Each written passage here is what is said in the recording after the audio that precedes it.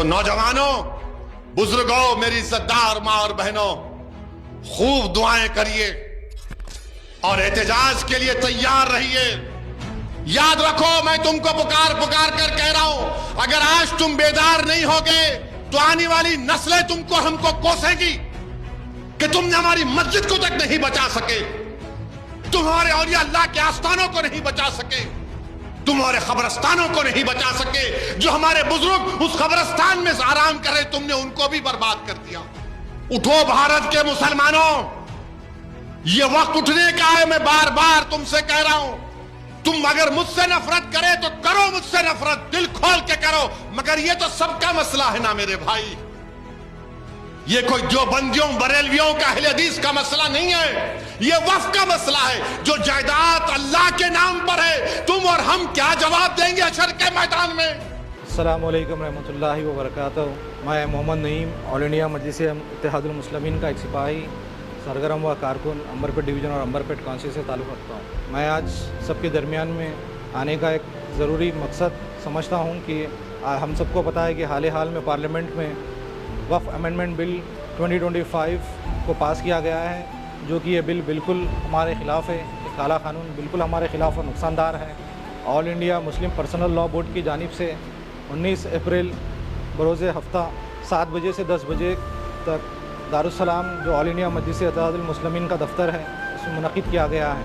آل India Muslim personal law board کے صدر مولانا خالد سیف اللہ رحمانی صاحب اور تلنگانہ اور آندھرا پردیش کے all India Muslim personal law board کے ممبرز، آل پارٹی سیاسی لیڈرز اس میں شرکت کریں گے۔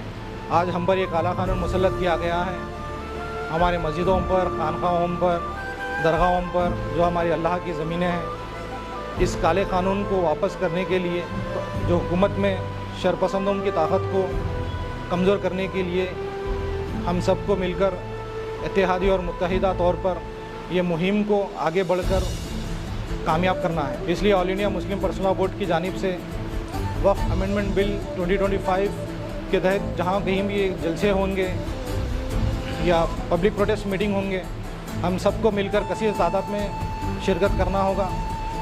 اور میں ہمارے امبرپیٹ کانسٹیچوئنسی کے ذمہ داران اور بزرگوں سے گزارش کرتا ہوں کہ آپ لوگوں کی سرپرستی اور رہنمائی ہم نوجوانوں کے اتحاد کا ثبوت پیش کرتی ہے اور یہ اجلاس کو مضبوط کی کامیابی دیتی ہے۔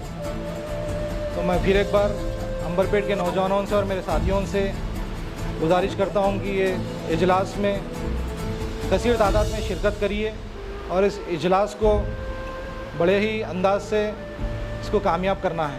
اس لیے یہ احتجاجی جلسہ جو منعقد کیا گیا ہے، کیونکہ یہ وقف امینڈمنٹ بل جو لایا یہ بالکل انکانسٹیٹیوشنل ہے اور ہمارے کانسٹیٹیوشن کے خلاف ہے۔ اس قانون کو واپس کرنے کے لیے ہم سب مل کر آگے بڑھنا ہے اور سارے سیاسی لیڈرز کو اتحاد اور متحد ہو کر ہم کو ساتھ بڑھنا ہے۔ 19 تاریخ کے دن بائک ریلی کے شکل میں پرامن کے ساتھ 5 بجے سے لے کر ہم سب مل کر جامع مسجد امبرپیٹ 5 بجے جمع ہوں گے اور یہ اس کا روڈ میپ ہے۔ جامع مسجد امبرپیٹ سے سری رمنا تھیٹر سے ہم لیفٹ لیں گے علی کیف کی طرف، پولیس اسٹیشن اور منڈل آفس سے گزرتے ہوئے علی کیف سے پھر ہم رائٹ لیں گے، پھر لال باغ، زندہ تلسمات، قادری باغ، گول ناکا، پھر وہاں سے کاچی گوڑے سے ہوتے ہوئے ہم دارالسلام میں اس جلسے میں شامل ہوں گے۔ تو میں آپ سب سے دردمندہ اپیل بھی کرتا ہوں اور پھر ایک بار گزارش کر رہا ہوں کہ کثیر تعداد میں اس جلسے میں حصہ لیجیے اور اس جلسے کو کامیاب کریے۔ جزاک اللہ خیر۔